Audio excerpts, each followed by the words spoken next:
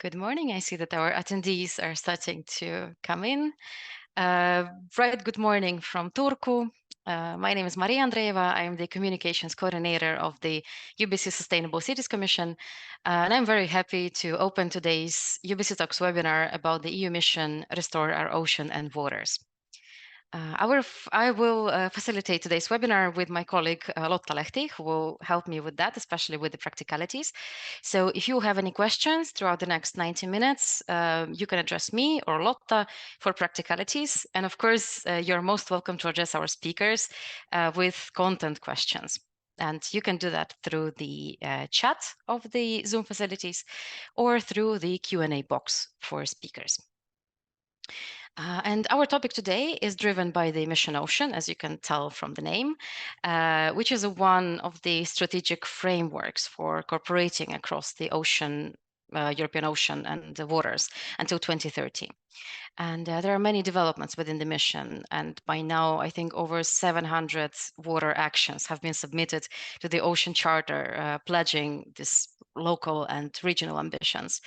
And at the webinar today, we would like to explore what this mission means for the Baltic Sea region, and especially for the cities around the Baltic Sea, and of course, for other stakeholders involved. But why do we choose this scope? If we go to the next slide, so there is the answer. That's because we, the Union of the Baltic Cities, are a bit behind this UBC Talks series. We represent the network of local authorities. Union of the Baltic Cities, or UBC, unites around 70 cities in the Baltic Sea region. The network was established already in 1991, and it supports smart and sustainable development of cities, especially through the exchange of knowledge and experiences like we do today. The city functions are, as you know, many. And to address that, UBC has 8 thematic commissions for different sectors of the city life, like culture, safety, education. And in the Sustainable Cities Commission, we work together to support the sustainable development and green transition in cities. And we also, of course, address the climate adaptation and climate mitigation in cities. Our secretariat is hosted by the city of Turku in Finland. On the next slide, you should be able to see the photo of where we broadcast from. Thank you. Yes, in our work in Sustainable Cities Commission, we create platforms for cities to exchange experiences. We equip cities with tools for action, with tools to monitor this action. And we also are active in the international projects. What we also do for the whole network of the UBC, we coordinate the sustainability action program of the whole network. And on the next slide, there's a bit more about that. Thank you. So Sustainability Action Program is a guiding document for our network, which outlines strategic goals that our network aims to achieve. And the current program looks also until the year 2030, as it was aligned with other regional strategic timelines. The Sustainability Action Program focuses on 5 topics selected as the most important spheres to focus the sustainability efforts for this decade, in addition to the horizontal issue of the climate change. And water smart cities is one of the aims that we strive to achieve through our work until 2030. And these are also the themes which are regularly featured in our UBC Talks webinar series, which are organized around 4 times a year. Should be a link, I think, on the next slides to where to find them more. Thank you. So we organize them 4 to 5 times a year on different sustainability topics, and you can find the next, in addition to the next webinars on our website, as well as find recordings of previous over 20 or 25 editions on our website. But today we talk about the mission Ocean. And in UBC, we strive to align our activities with the European processes and European goals, and the missions are one of the crucial directions here. Can you please go to the next slide? Thank you. So yes, we in our commission, we of course closely follow 3 most relevant missions for our topics: cities mission, adaptation mission, and the mission Ocean, to bridge the gap between the European strategies and the local development in cities. And for that, we organize workshops, panel discussions, webinars to highlight the missions and to emphasize their possible benefits for our member cities. And just a couple of examples here. On the next slide, you have a couple of pictures that last October we organized a panel discussion focused on the climate neutrality goals of cities with several cities selected among the 100 mission cities to discuss how to achieve climate neutrality. And just this March, we visited the European Ocean Days for the Mission Oceans Annual Forum to highlight one of our projects, Emperest, which is submitted as into the Mission Action Charter. And it's a very exciting time to discuss the mission because in a couple of weeks, the mission will unveil one of its core contributions to the well-being of the European waters, the digital twin of the ocean. And I think we'll hear about this today later from one of the speakers. And much more events are coming already this summer. There are many contributions where you can see your role in. And we have a really exciting lineup of speakers today to present the range of opportunities in the Mission Ocean. On the next slide, there should be an agenda and some practicalities. So we'll have 4 speakers today, very exciting topics and very practical. Last piece of info because we go into the first speaker. Throughout the webinar, we really encourage all of you participants to send your questions through the Q&A box that you should be able to see on the Zoom panel. And we will take them at the end of the webinar. And this recording and the presentation that you will see will be, of course, available on the website of our UBC Sustainable Cities Commission next week. So you will not lose these materials. You can share them further with your colleagues. Without further ado, let's go to the first speaker. I'm very excited to give the floor to Angela Schultz-Zehden to introduce the EU Mission Ocean and Blue Mission BANOS. So how does it work for our region? Please, Angela, the floor is yours. Thanks, Maria. And actually also a practical note on my side. I will really try to be on time with my presentation so that I finish a little bit earlier so that perhaps you can already address questions to me directly, since I unfortunately have to leave this webinar right after my presentation. I'm here in Lisbon, where we are discussing the so-called maritime kick, but this is another story. Okay, let's share my screen. I hope this will work.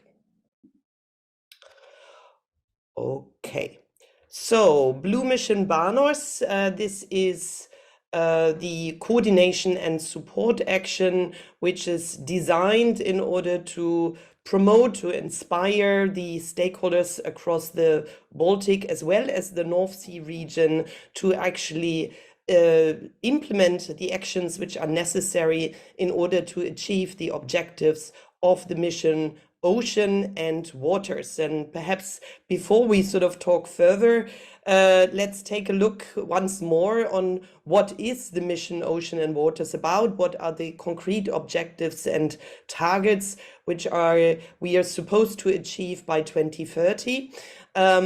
We actually here in the Baltic and the North Sea concentrate in particular on objective 3, because this is the objective of our lighthouse area, to make the blue economy carbon neutral and circular. But there are, of course, also 2 other overarching objectives which should not be forgotten, in the sense of increasing the biodiversity of the marine and the freshwater ecosystems, as well as preventing and eliminating pollution of our oceans, seas and waters.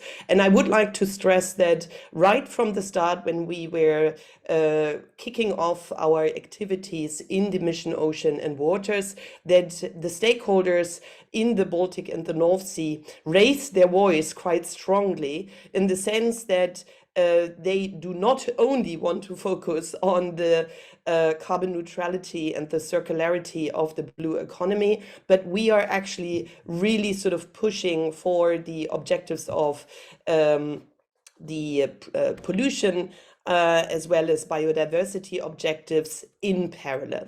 But in terms of the concrete targets, what does it mean?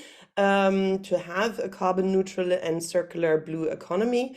It is, of course, about net zero maritime emissions. Many of your cities are also port cities, but it's also about zero carbon aquaculture as well as low carbon multi-purpose use of marine space. But these are only the specific targets. I have to say that for your cities, there is much, much more in there. It's also a lot about wastewater treatment. It's about not only ocean regeneration, but also river and lake regeneration. And I think we can talk about this later on. And then there are also two enablers. Maria has already talked about it, the digital ocean and waters knowledge system, where projects have started in order to, we all know that we still do not know as much about the oceans as what we know on land. It's simply difficult to get data, but we need to get this data in order to take the right actions.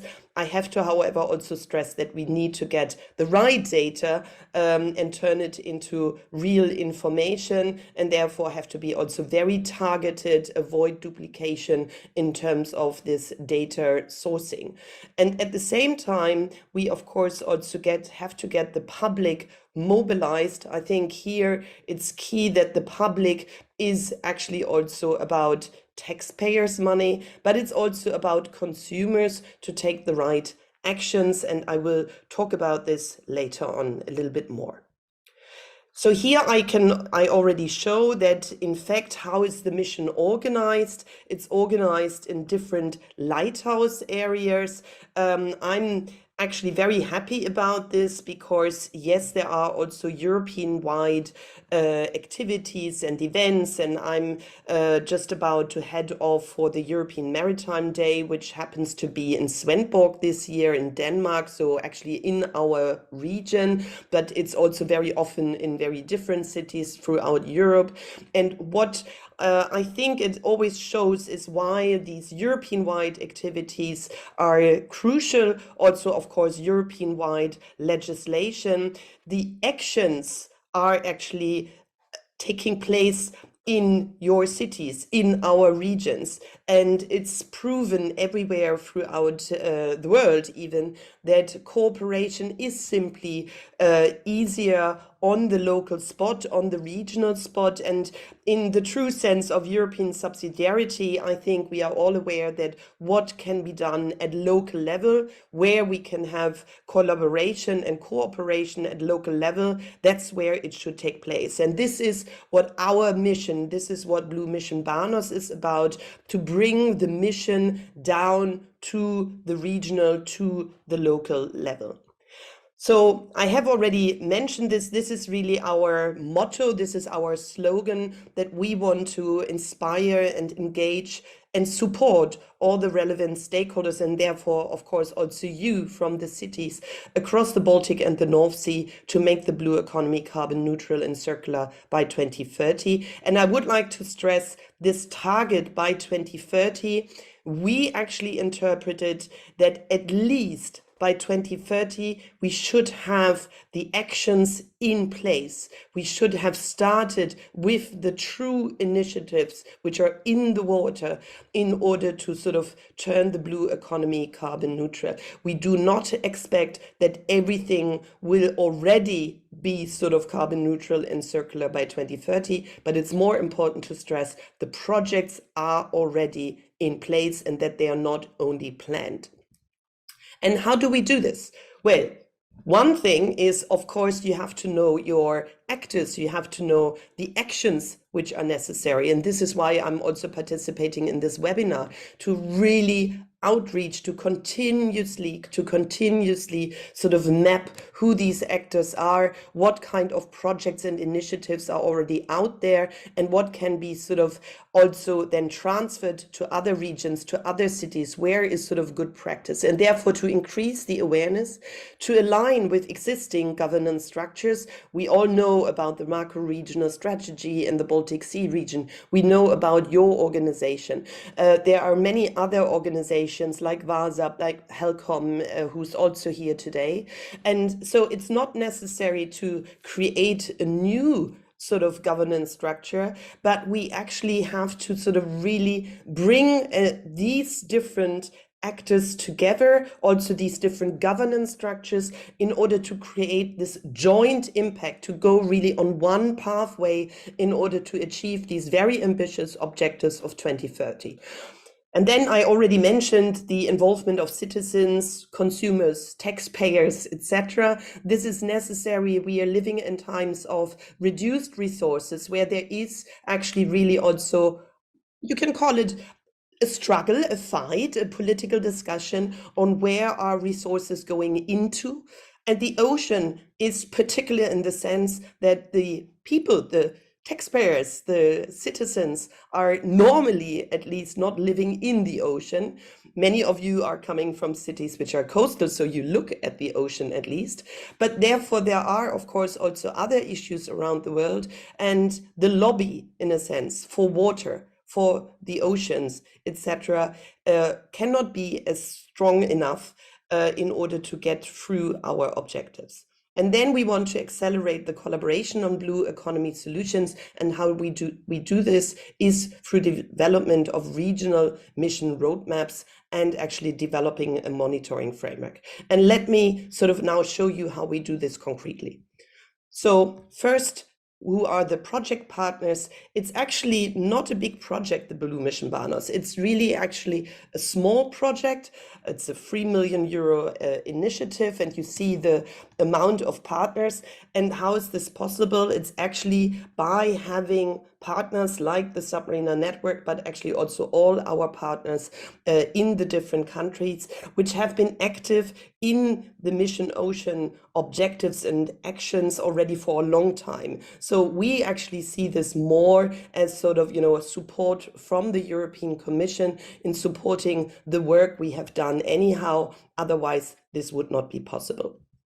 So in terms of the coordination and engagement activities, the main activity we are doing is really that we are organizing so-called stakeholder assemblies, the mission arenas, and I come back to this later on. And then we are, of course, also liaising with the other missions. We are liaising with the other CSA, with the other lighthouse areas and the activities at the European Commission. So there is a lot of, sometimes one can wonder a coordination of the coordination of the coordination. We try to avoid this, but actually sort of focus on the activities really in the Baltic and the North Sea, but nevertheless to get sort of always the alignment with what is going on in general terms. And that's why I'm, for instance, also here today in Lisbon, because there are ambitions for installing a so-called maritime kick.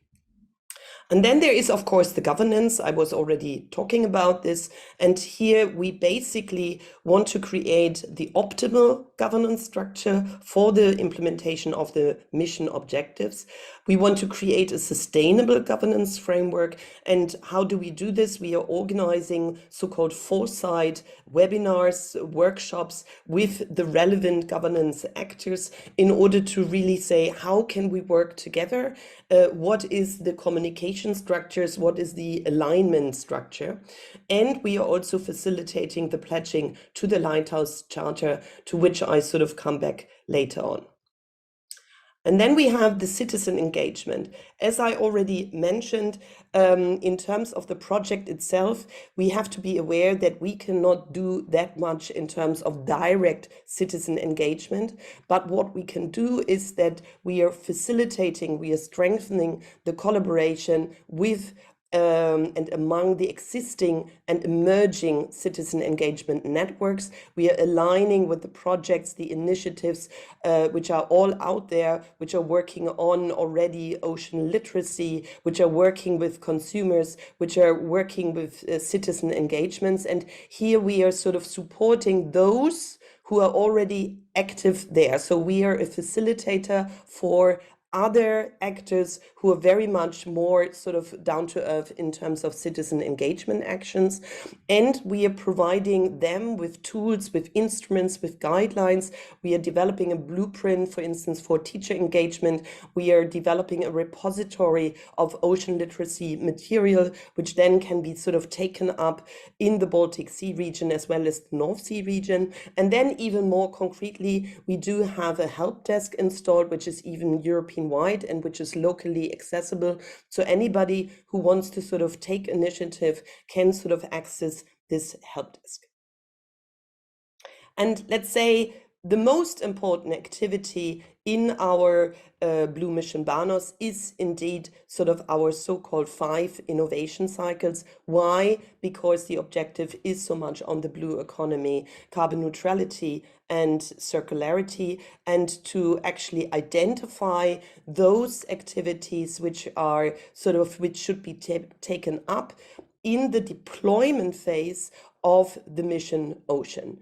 And here we are sort of going through 5 innovation cycles. We are actually currently, I just come back from Ostende, so at the North Sea, where we kicked off our 3rd innovation cycle in terms of identifying the solutions, the projects, the initiatives which are out there in the North Sea region, engage the stakeholders who are active there, and then to sort of identify how can they sort of collaborate, which kind of projects fit together, where they should be knowledge transfer, and what are then also the innovation gaps which are still missing out, and what are then the priorities which should be taken up in the next steps in the North Sea. And we are doing this 5 times. We had already our very first mission arena in Gothenburg last year. I just came back in April in Riga, where we actually also had the focus on the Baltic states as well as Finland and Sweden. Now we are sort of moving North Sea. In April next year, we are moving back to the Baltic Sea and we'll have our mission arena in Poland. And then we have a final one, which is connecting the seas in Germany, where we are sort of, pulling all these solutions together.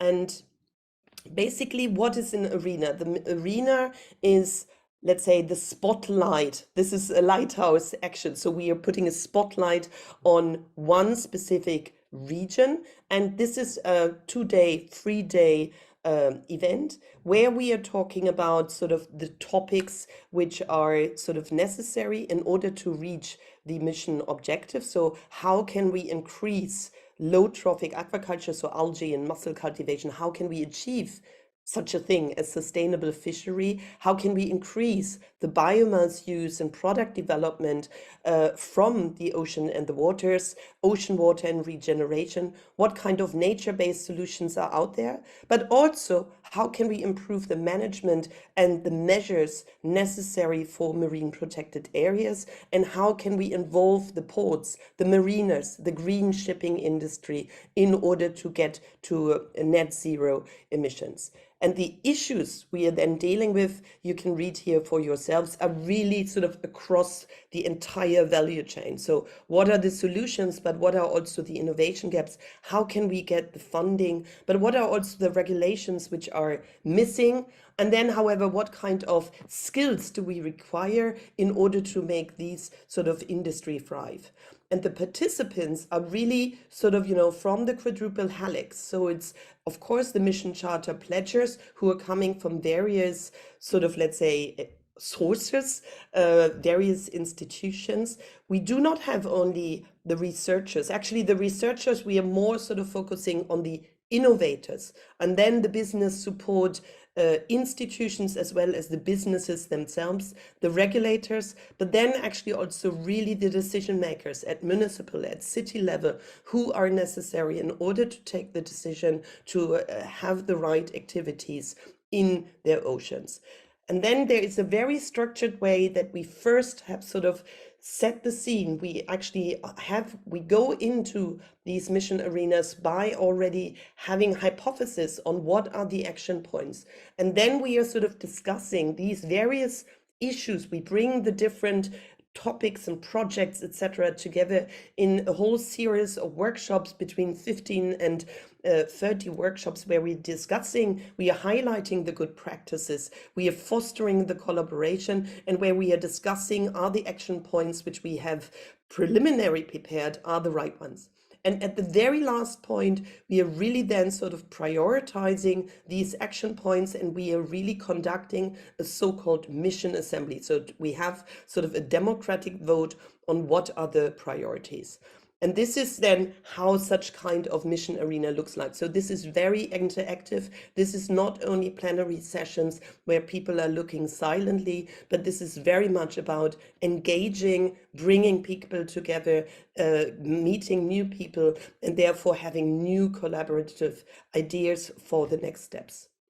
And this is how the regional roadmaps look like. This is then sort of prioritized actions for the area in Gothenburg, which was focusing on Sweden, Denmark, and the Baltic part of Germany, and now in Riga, where we focus on the Baltic states, Finland, and Sweden. And these roadmaps are really traveling far. This is important also for priority setting at European level, but also your countries, the national level, the regional level. These are giving sort of guidelines on what is sort of really sort of voted for by the stakeholders. Okay, and then very shortly in terms of the monitoring, here, what is necessary, I know the colleagues from HELCOM are here, so we are not sort of developing the monitoring, which is of course already existing in terms of sort of monitoring the Baltic Sea as such. But in fact, there are not yet good indicators out there in order to measure to what extent the blue economy is really carbon neutral and circular. And this is what we are developing. We are developing sort of a monitoring framework, which is also feasible to be implemented once Blue Mission BANOS is not there anymore, because this is a project. So therefore, we are sort of developing a framework, and we hope to push for it, that with this, there are certain indicators, a few indicators, which can be monitored on a continuous basis in order to really, in 2030, to say, have we achieved the objectives? Where are we? Are we meeting the targets, or are we not meeting the targets? What kind of actions are actually also having the highest impact on the carbon neutrality and circularity? This is also important when we are talking about priority setting. And then last but not least, we are also developing an information portal, the so-called wavelinks, where we are continuously sort of then searching for the projects which are out there, so which is facilitating more the work of the coordinators in terms of continuously mapping the stakeholders, the actions, and the projects which are out there. But let me conclude. What can you do now? Maria already mentioned that, you know, for instance, your project Emperist had been pledged on the mission charter.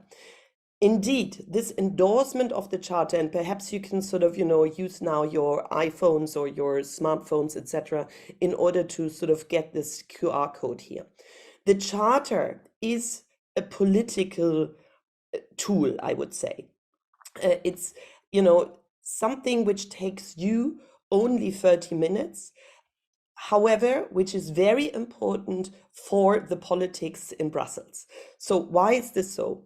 Actually, with the charter, you are showing that you are already doing an action, but you can also sort of really pledge what you would like to do and what kind of funding you require. It's not as if always the projects which have the initiatives which have the biggest budget are the most relevant.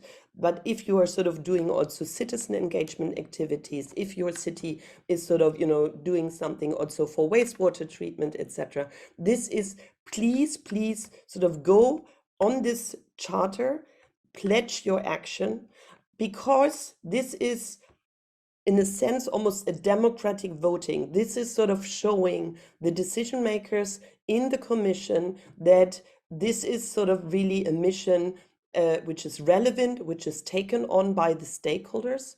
And help me here. I'm the coordinator of Blue Mission BANOS, and you see here actually the error here, which is unfortunately not a green error. I don't know where you all are, because I would like to see sort of, you know, that there are many, many, many more pledges out there on that mission charter, which are also coming, in this case here now, from the Baltic Sea. I know that you are all out there.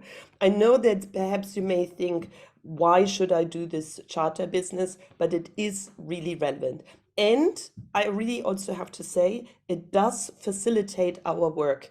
We are sort of on a continuous basis mapping the actors. We are doing it very systematically.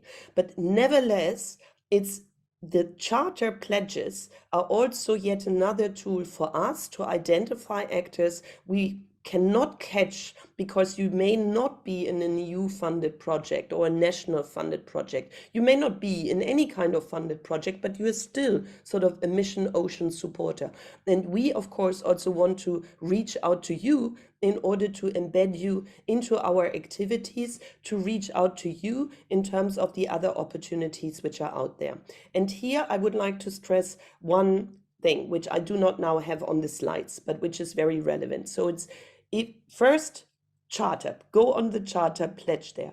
But there are also many opportunities in the mission which are coming through now increasingly. So there is a call continuously coming from various innovation actions in terms of who are looking for associated regions. And there's really money in there. So it's 100,000 euro where you can actually you can step on board of innovation actions, which are also targeting, for instance, reducing pollution, increasing biodiversity, or actually sort of looking for multi-use purposes. But I think, for instance, some of the actions which are about reducing pollution are very relevant also for you. So please always look into these associate regions. If you are on our newsletter, you should have also achieved this and participate in this call.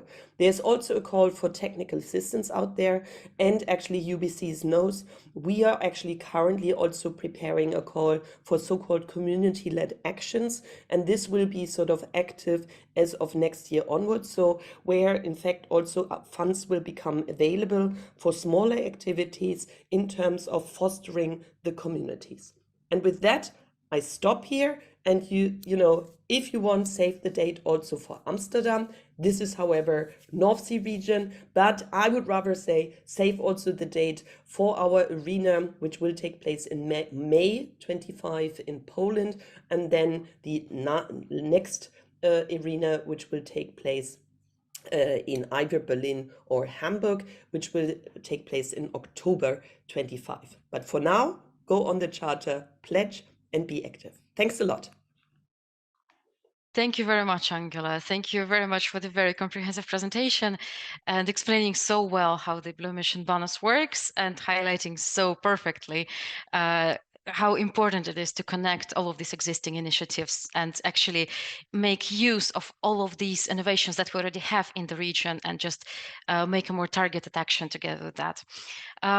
Congratulations on the great work so far, and best of luck with all of these very ambitious goals. And we know that you cannot, unfortunately, stay for us until the end of today's webinar, but for our audience, you can address still your questions to Angela, and we will make sure that the questions reach her if there are any, so that we still get you the answers.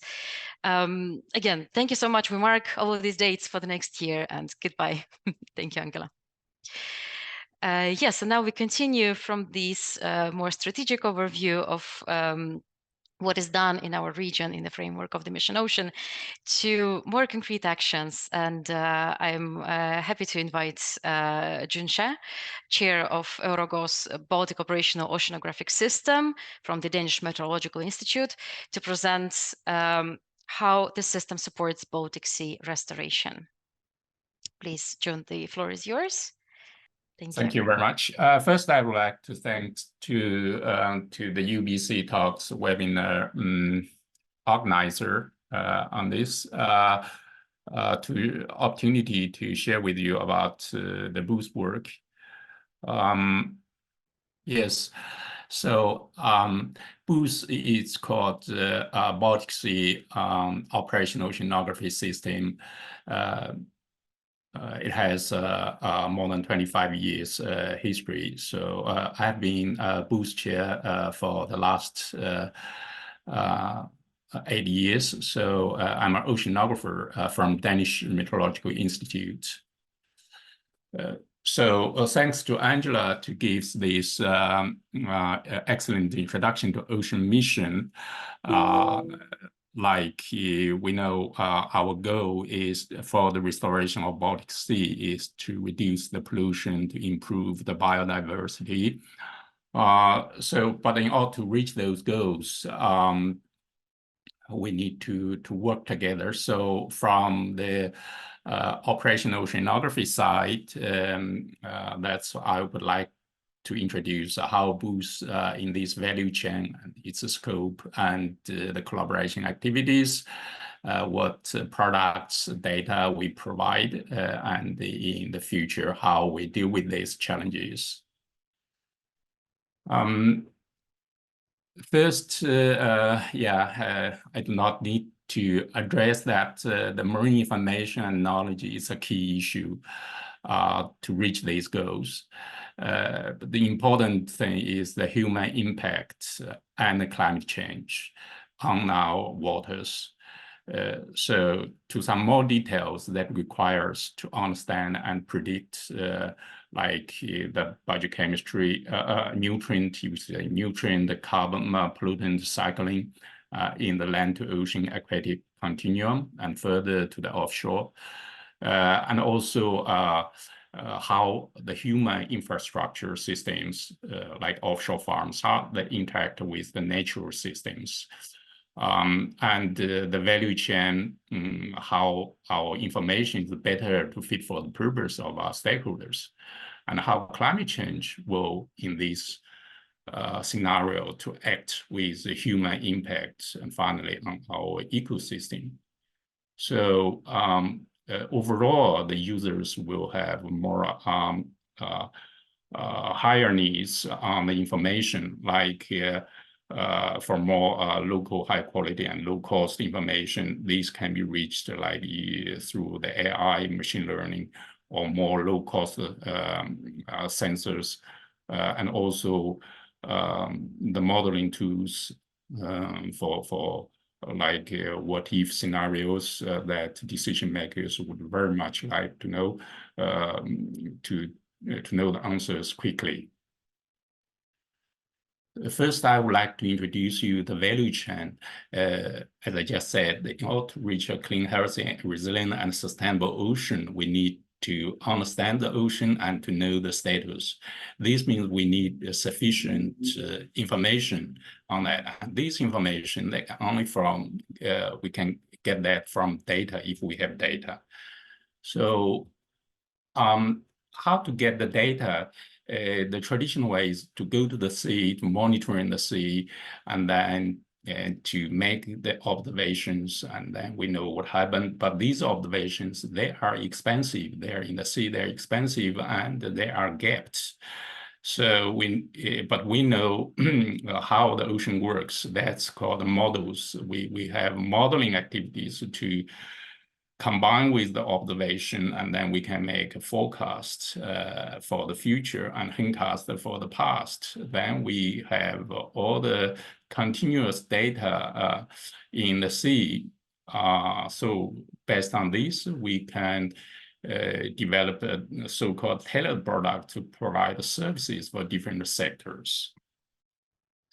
And in this value chain business, marine information service business, we have 4 levels. The first level is in the member states level. Like in the monitoring, we have operational agencies and non-operational agencies.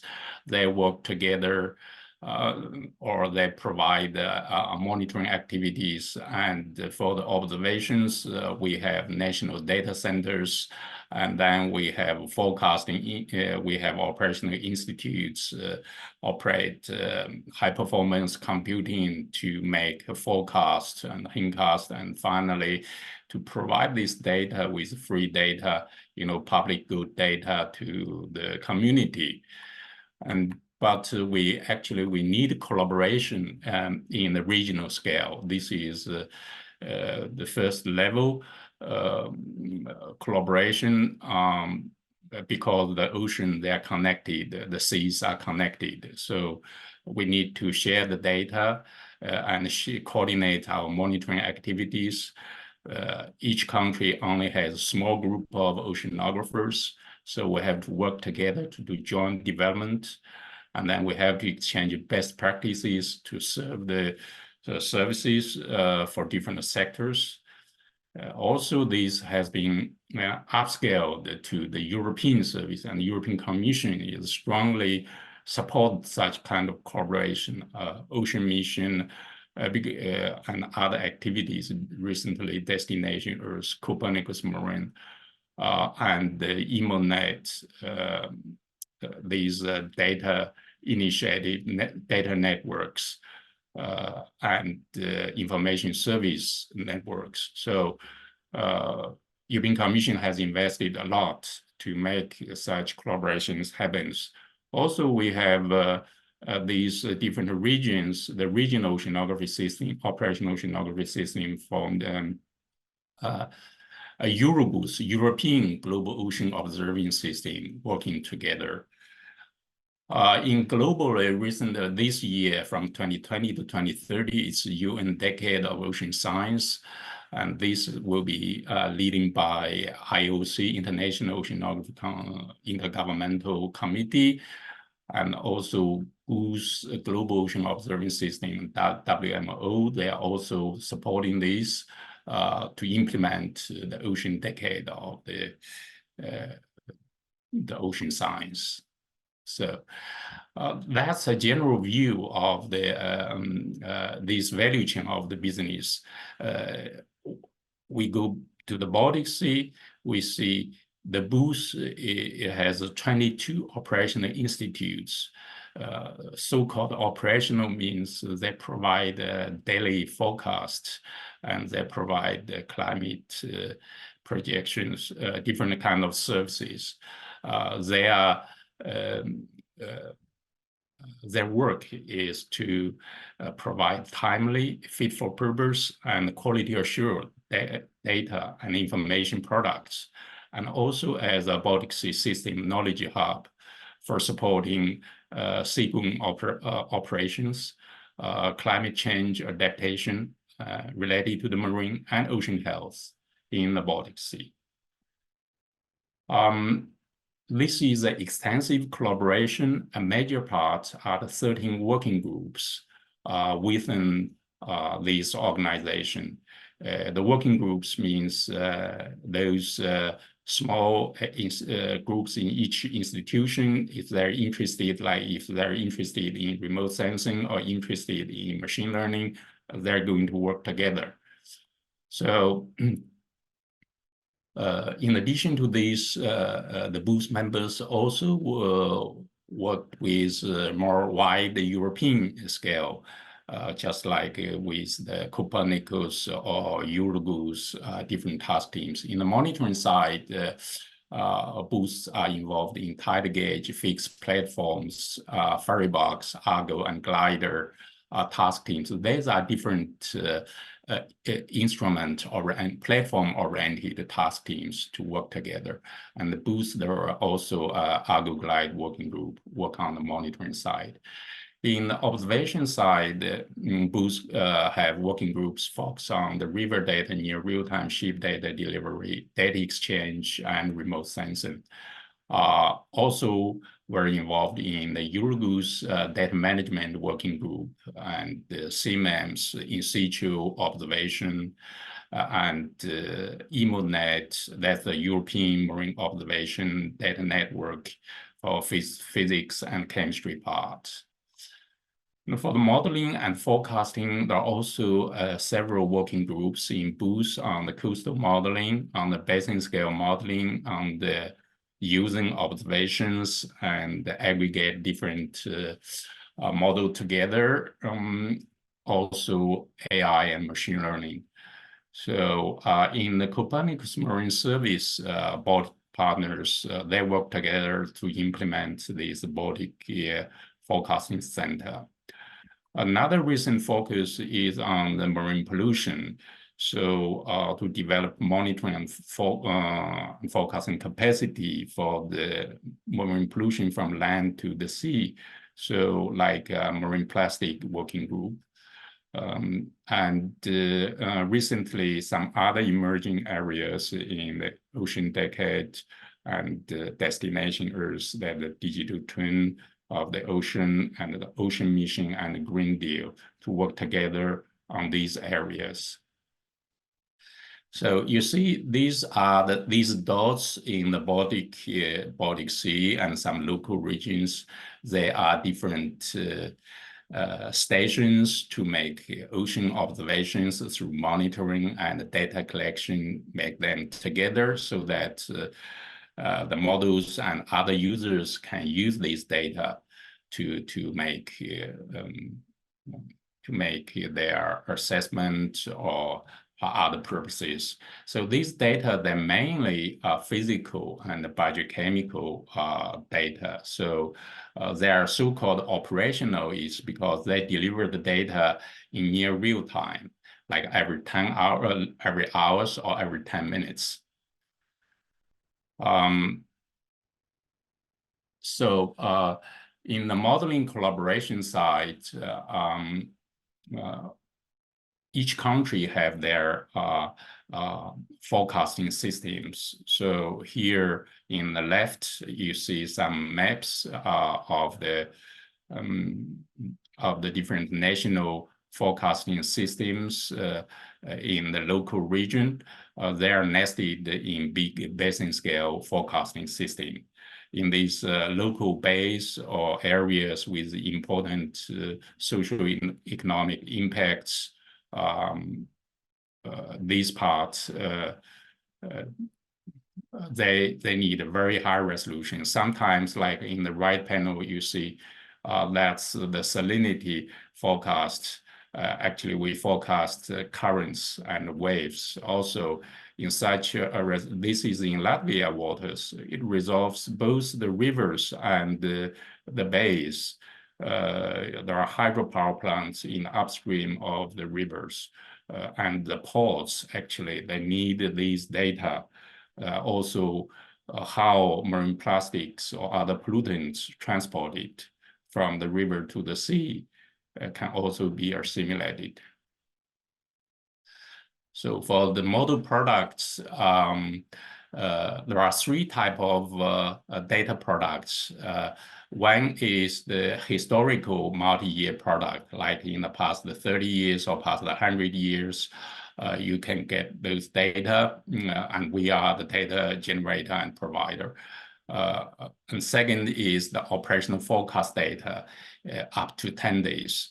And then the third type is the projections to the future 100 years, what will happen. These data, they cover the ocean status of the ocean, wave, ice, and the biochemistry. The services provided are from the National Marine and Climate Services, focused on the EEZ waters. And in the basin scale, we have Copernicus Marine Service. And then the booth also aggregates the Copernicus and national services together to make the forecast even better. So we have a booth website, this booth.org. You can see more details about our organization.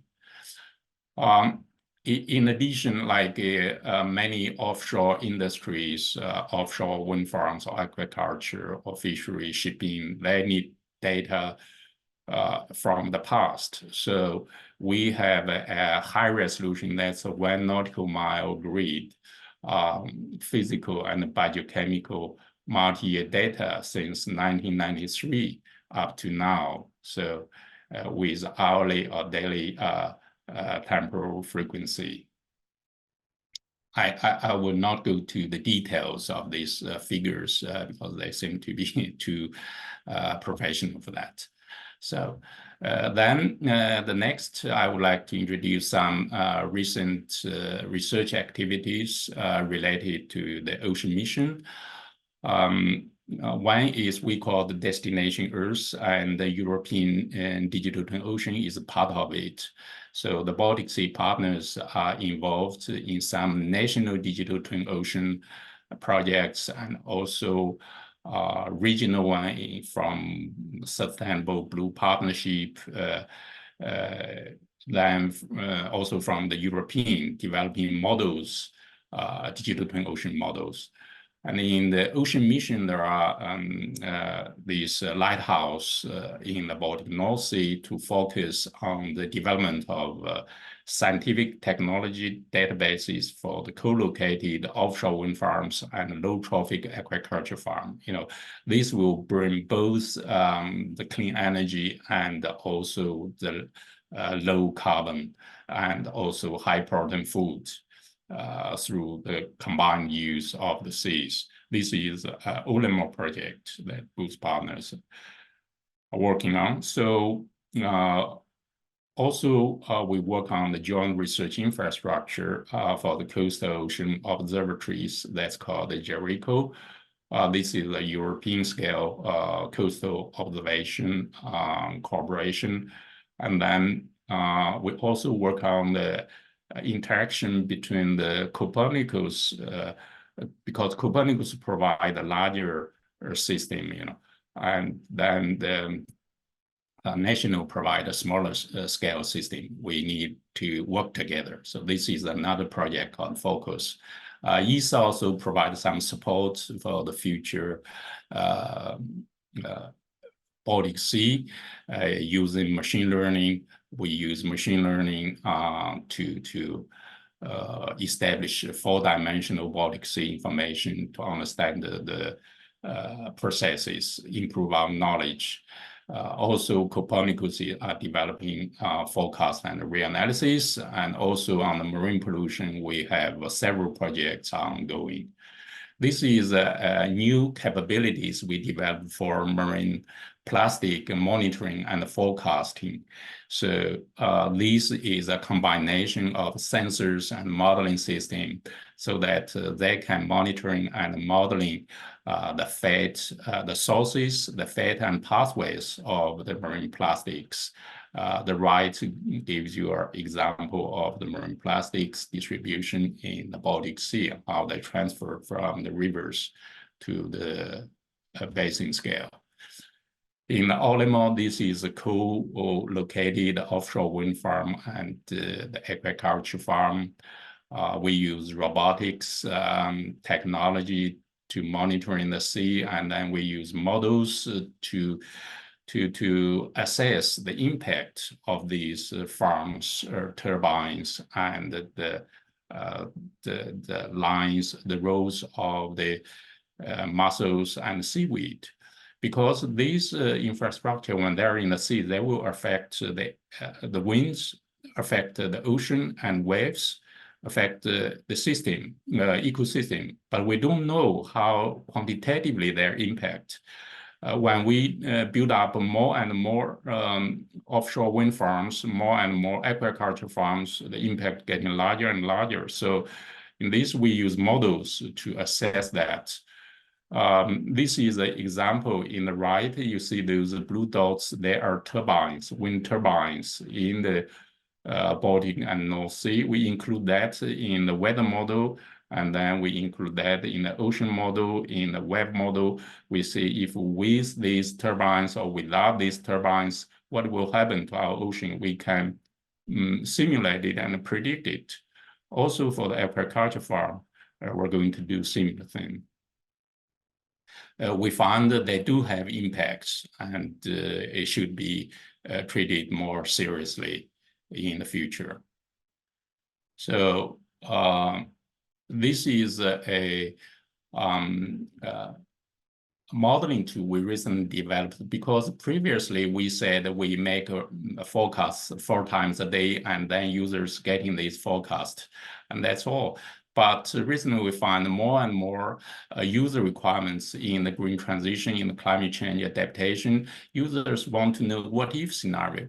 What about if we reduce 30% of the pollution from the river? What will happen to one marine protected area in our region?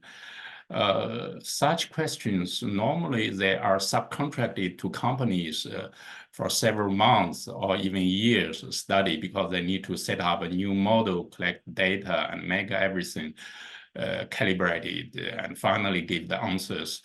But in the digital twin ocean, with the cloud and the new modeling technologies we developed here, like here we choose a Klaipeda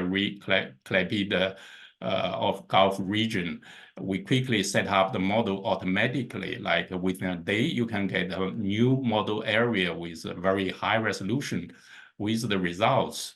It doesn't need you to spend months or years, and you don't need to be a professional modeler. This capacity is developed in the digital twin ocean.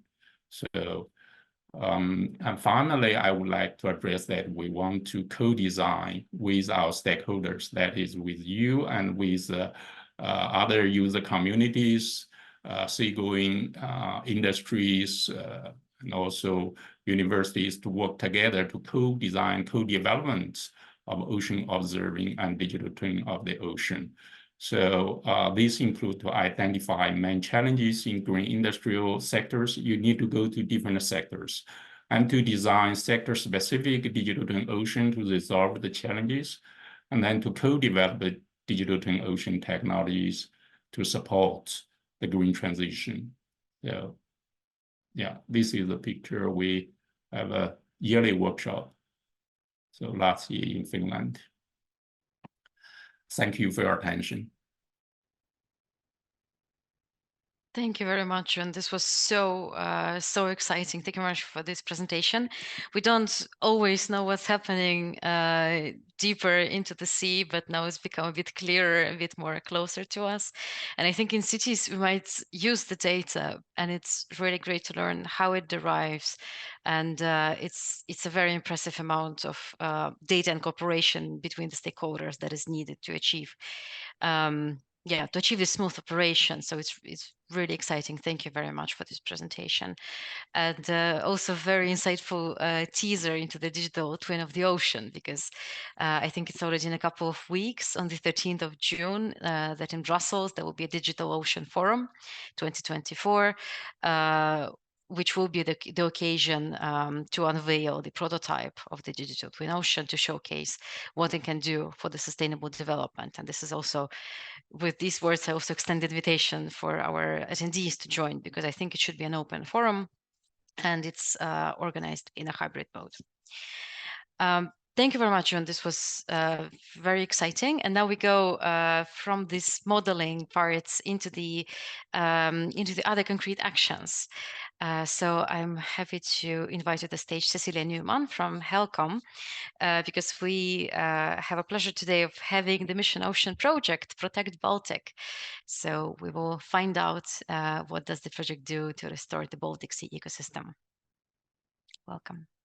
Thank you. I hope you can hear me and see my screen. Yes, all works. Thank you. Good. Really nice to be here, and thank you for the invitation. So yes, I will tell about Protect Baltic, which is a strategic approach to protect and restore the Baltic Sea ecosystem. First, a bit background about the Baltic Sea and how unique it is in the world. The Baltic Sea is a very young sea. It started to form after the last ice age, like 10,000 years ago. It has gone through different stages of fresh water and salty water, and today it is a sea with brackish water, which is a mix of salty and fresh water. It's a very shallow sea. 1/3 of the sea is only around 30 meters deep, compared to, for example, Atlantic Ocean or the Mediterranean Sea. It's a very, very shallow sea. It's also very isolated from from other seas. And there through Denmark and the south tip of Sweden, there are salt pulses coming in with salty water, but it takes around 30 years for the whole water volume to be changed to new fresh water. So it's very isolated and sensitive in that way also, that it doesn't have a lot of water inflow. It's very small compared to other seas in the world. It's only like 16% the size of the Mediterranean Sea.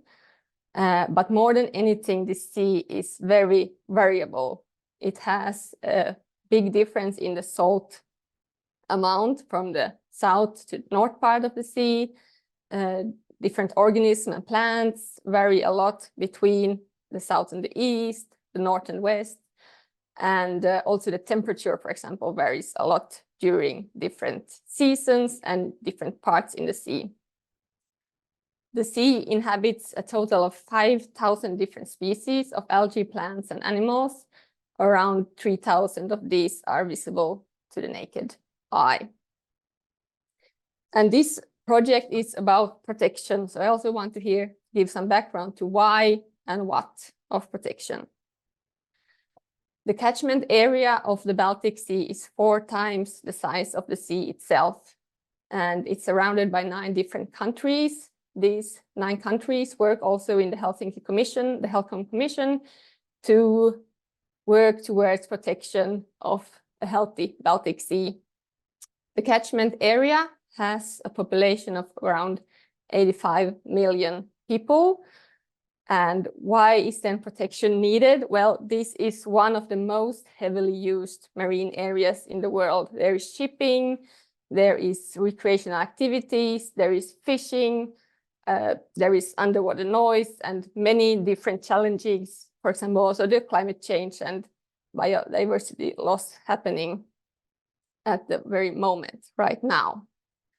And the relationship between sea and society can be quite complex. We usually see ourselves as one part on the side. So we have humans and society, and on the side we have the ecosystem. The ecosystem here can be seen as different animals or different plants, and of course they have a lot of different connections between them. But we also think that if sea could think, if they could imagine us as part, they would see us as a small part of this ecosystem with different connections. And it's also important then in this project to bring this, to highlight this, that we are also part of the ecosystem. We are one component there, and we need to interact and cooperate to get this protection working. The relationship between society and the sea is complex, as I said, but human survival, prosperity, and the overall quality of life depend really much on a healthy Baltic Sea and a healthy ecosystem, because the ecosystem provides a lot of ecosystem services to us. And our relationship with the sea can be defined by a complex interaction of drivers. These drivers lead to different human activities, and these human activities lead to different pressures in the environment. When these pressures are there, they also impact the state of the environment and of the Baltic Sea. And all these impacts are very important, and very important to understand this. So overall, we can say that there's a dynamic tension between the need to protect the ecosystem and the desire to use the ecosystem for our own benefits. But we need to balance this and find a solution. At the first thought, it might be very simple to list this, that we have different human activities, we have different pressures, and we can see connections and linkages between these. It's very important here to highlight that one pressure one human activity can lead to many different pressures. And when you look at this, you must remember that all of these activities can happen at one time in one place and lead to many different pressures. So in reality, this is quite complex. So what is protection then about? Well, protection is about leaving space for natural environment from negative impacts. And this is done by limiting activities and pressures or improving the status of the environment directly. So here we now need to put in place measures. And with these measures, we can limit activities or pressures, and we can monitor the state of the environment. And this way we can reduce the impact that we have on the ecosystem, and in that way protect environment. So the objectives are to secure biodiversity benefits, to enhance ecosystem resilience, to maintain or restore the function of the ecosystem, and to ensure that humans in the long term can benefit. Even if it has costs in the long term, it's worth to take the costs now so that we have a healthy ecosystem in the future. And here is where the Protect Baltic project comes in and the protection. So what we are now facing are many different global challenges, but we still need regional solutions. So regional solution here in the Baltic Sea region. What we are facing are the three planetary crises: pollution, climate change, and biodiversity loss. We also have different tools and strategies, for example, global biodiversity targets, EU biodiversity strategy, and the Baltic Sea action plans. And with these tools and strategies, we are now aiming to get to a protection status where we have 30% of the marine area under protection and 10% of that under strict protection. And this should be done by 2030. So this is also what Angela talked in the beginning there in the objective 1 of the mission Ocean, to protect and restore marine and freshwater ecosystems and biodiversity by 2030. So the current situation here in the Baltic Sea, if we first focus on the good, is that we were the first region in the world actually to reach the global target of 10% of protection, which was set out earlier.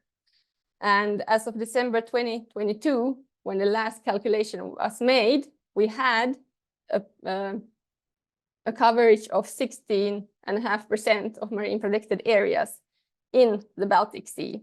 So this all sounds pretty promising. But then if we look at the not so good in this situation, is that we still have incomplete knowledge base for decision making and designation of new marine protected areas. We still have gaps in governance and insufficient adaptive management, how to reach more protection, how to cooperate better among the countries. So we can sum up by saying that it took us around 30 years to get where we are now, with 16.5% of Baltic Sea protected. And now we should double this amount in 7 years to get to the 30% protection.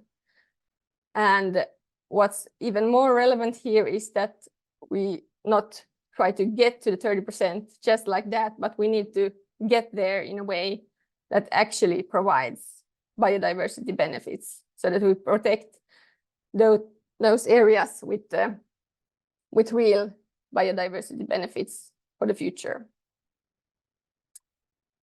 The Protect Baltic project. So the overall aim here is to have sufficient spatial protection and restoration of the marine environment.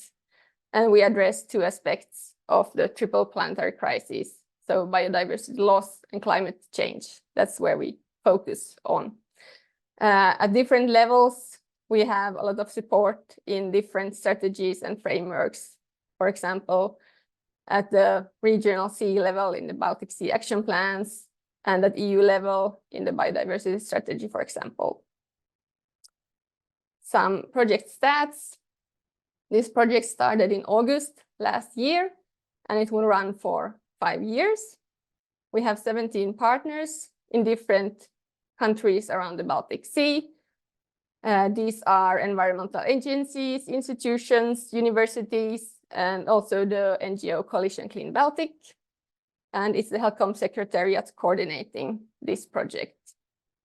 The total budget is 8.5 million, and the primary target groups are governing authorities, implementing and planning agencies, site managers for these marine protected areas, international organizations and agencies. But all the products, tools, and guidelines that we make, they are also highly relevant for NGOs and different economic actors, fisheries and tourism, for example.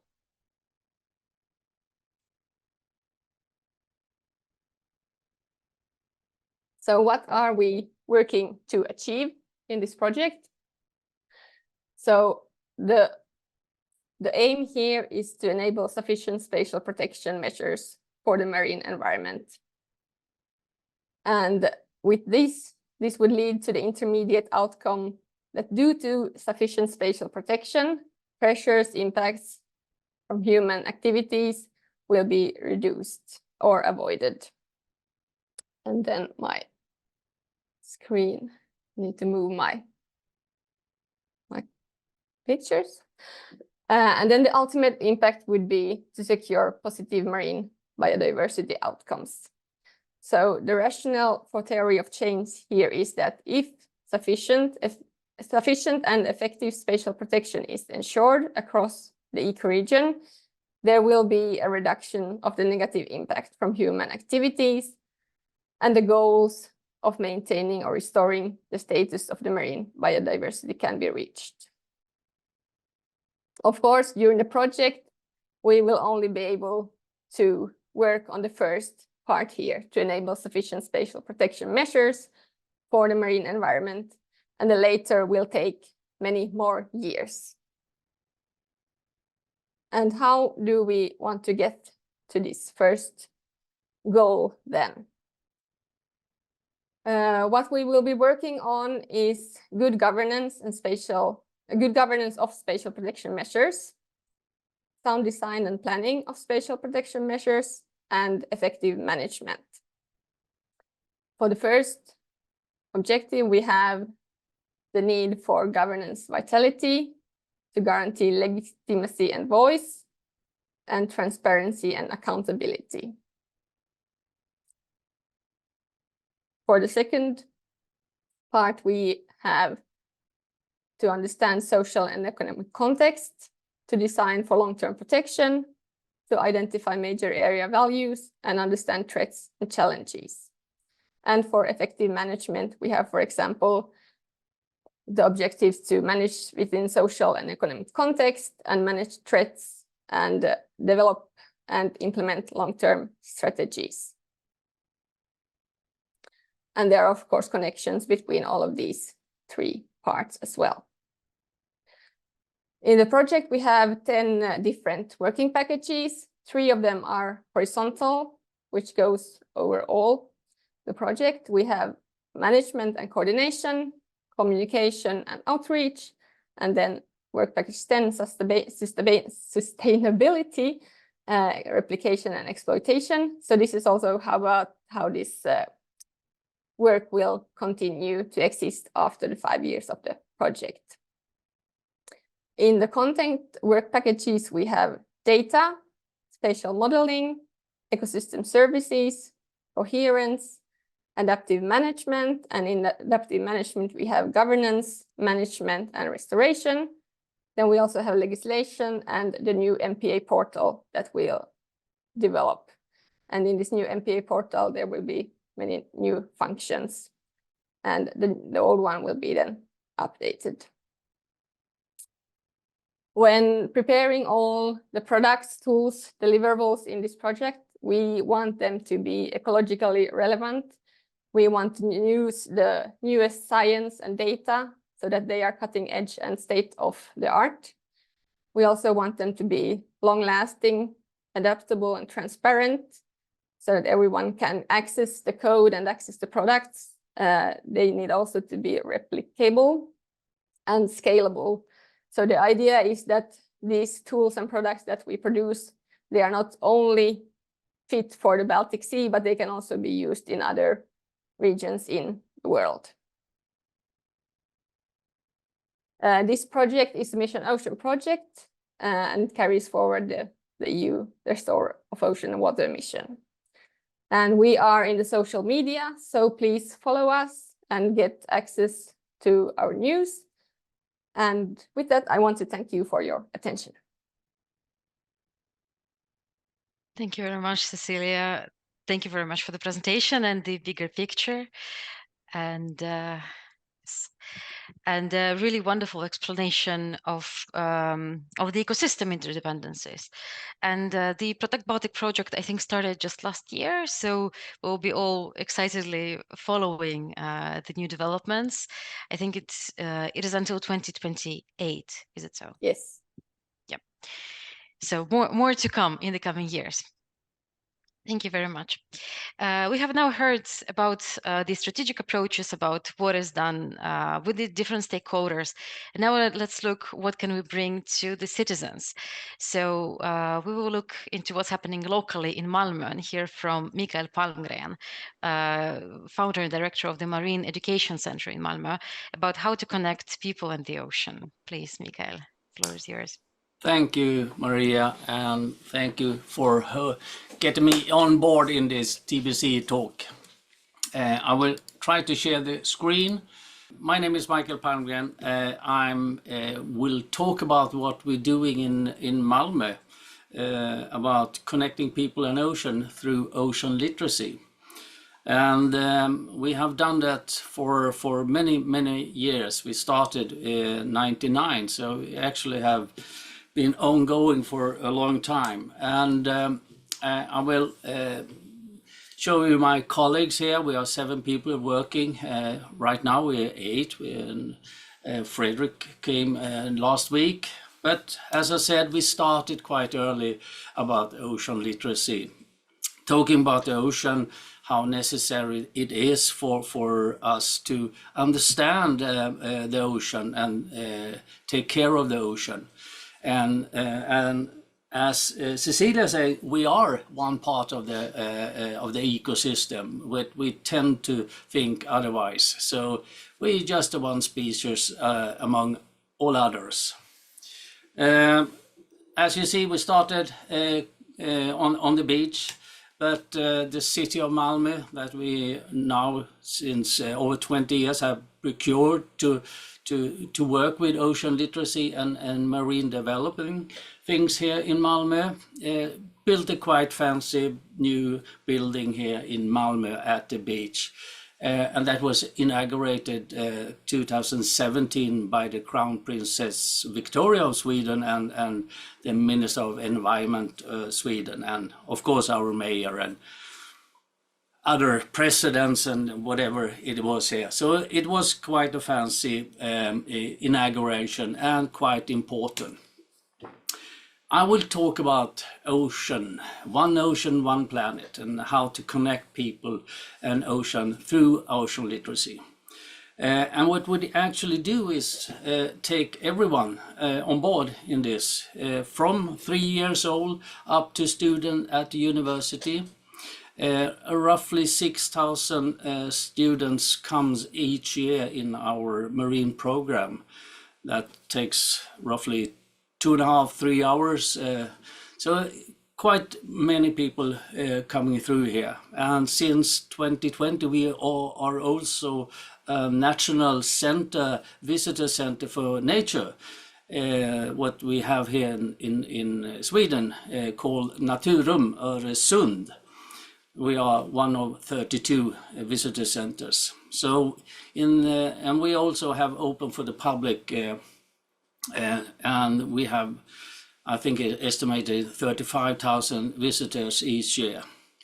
But we like to talk to the policy maker and stakeholders and get everyone on board learning about the ocean. And we have started with talking with our mayors here in Malmö 20 years ago, and taking them out in a wetsuit, showing the beautiful eelgrass areas, and then they, okay, this is quite fancy and quite important. And now we have a good discussion together with the city of Malmö, and the rest of we have an international reputation now also. We were invited to the Ocean Conference in New York 2017, and we have, together with Malmö City and World Maritime University, hold several international conferences about ocean literacy and life below water.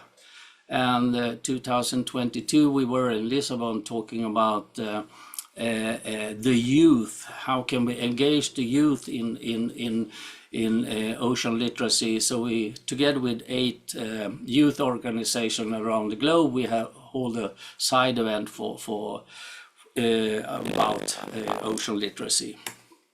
So Öresund, that's a quite narrow sound between Sweden and Denmark, and when I started 45 years ago, the Öresund was quite bad condition, but today we have changed it, and that we have done with numerous of things in this region. Today we are 4 million people here. We are one of the biggest and most traffic ship area with 35,000 ships each year. Despite that, we have a beautiful area in Öresund. I used to say it might be the best ocean area in the European oceans areas. And down here we have beautiful eelgrass meadows, and those are really precious, and we need to just think of them as a carbon sequestration area. They're so good at that, but not many know about eelgrass area. So therefore, it's necessary to talk about ocean literacy. When invite policymakers, the public, school children, and the students, and this we do. We are one of EU's ocean mission, restore our ocean waters, and we keep talking about engaging the public. So if you come to Malmö next Saturday on 8th of June, we have an enormous World Ocean Day that will be really great. We building an public underwater reef in one of the basins. I will talk about that later. So, our ocean, our future, Youth for Change. That's a conference next year. We have voices from the Baltic together with Baltic Sea Science Center and us. So we have invited 20 students around the Baltic to join us in September here in Malmö, and then we have the conference in Stockholm next year. And we are also host for the UNESCO Ocean Summer School. I will talk about that. So we continuously talk about the ocean, getting people on board, and we want everyone to have ocean in their heart. That's the basic things. As I said, we are one of EU mission here, and we also have 2 big projects. We have an EU lighthouse project, Bauhaus of the Sea Sails, that we want to create a new ocean culture hub. And the Bauhaus of the Sea Sails are countries from Italy, Venice and Genoa. They are Oeiras and Lisbon in Portugal. It's Ghent and Amsterdam in Holland and Belgium. It's Hamburg in Germany, and it's us here in Sweden and Malmö, together with the Malmö University. We have had an open call for musicians, artists to talk about the ocean. So we have applied for, there were 35 apply for the funding for this on this open call to create a new ocean culture hub. And we have selected 5 of those. And on the World Ocean Day next week we will have some of those performing activities about the ocean and the non-humans in the ocean. Said about the summer school, we have worked quite long time since I think 2016 with IC UNESCO, and we were they asked if we could, together with the city of Malmö, hold a summer school for 20 selected students around the globe, around the Baltic and the North Sea. We have 314 applicants here for students, in PhD students and early career students. And we selected 20 that comes in the first week of July to us in Malmö, and we will talk about nature-based solution. That's the theme for us. So your cities around the Baltic, you might have some of the students come from your countries, and that quite interesting, and it's we're looking forward to that. To that. So I see UNESCO comes here with speakers, and we have some speakers here, and we will have a whole week activities with nature-based solution. And City of Malmö is a quite, I love City of Malmö. They're not afraid to try things. They have stood up for ocean literacy and our work for a long time. 10 years ago, I was asked to talk about the basins in Malmö city, the industrial basins, and they were quite deep. And I suggested that we should recreate those as it was for 200 years ago, shallow areas. So now we have shallow areas in one of the big industrial basins. New sand floor with we have seen some few shots from eelgrass and rupia here coming back. And this is really, really wonderful. So Malmö bringing back the ocean into the city. And we need to do that. And this is a way to use nature-based solutions to create and expand and increase the biodiversity in the city. This is a pilot project, but it's a really big one, 52,000 square meters. So they are really good to listen and act, the city of Malmö. And our work, you see here, this is an inter-regional project supported by nature. This is biosphere areas around the Baltic. You see there's Estonia, there's Finland, Turkey, it's Sweden, and it's Germany and Poland and Denmark. We are not yet a biosphere area here in Öresund, but we're working on that to gain interest in this. So here we will create a numerous of learning site around those Baltic areas, 17 learning sites exactly.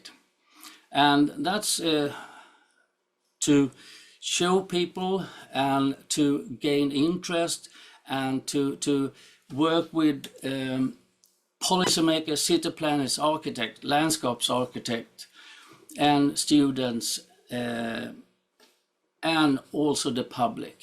How can we create new areas? How can we gain interest? How can people learn about the non-humans? Here you see the big wharf basin that's now created, 52,000 square meters. And we were there together with Gothenburg University. They're trying to get DNA samples on eelgrass, and we spotted 14 areas where we have gained new eelgrass areas. So that's really, really fantastic. So activities, we have a lot of activity, as you see. Students, of course, and the World Seagrass Day, the Biodiversity Day, and World Ocean Day, of course. And in September, we had World Cleanup Day. So everyone, we want everyone to participate in our program. And we are quite small, as I said, 7 people, now we are 8. But despite that, we have a memorandum of understanding together with UN University, World Maritime University, that's situated here in Malmö.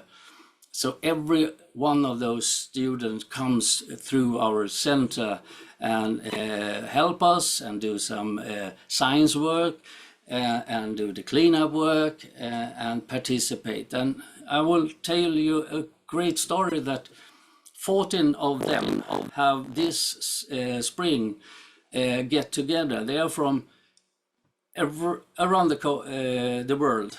They have got to get together to create a goalie they created, Global Ocean Literacy Initiative. They want to bring our work to their countries, Philippines, Japan, Taiwan, India, Pakistan. So that's really great. So we're spreading because we need that.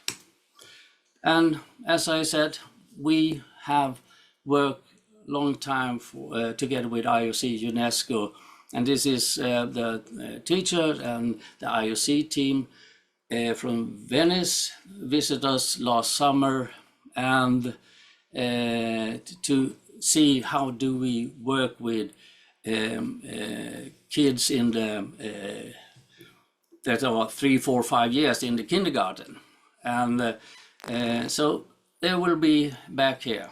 And last, this is I was invited to be one of 10 experts as a member of a new steering committee, Decade Coordination Office Connecting People and Ocean. And our target is to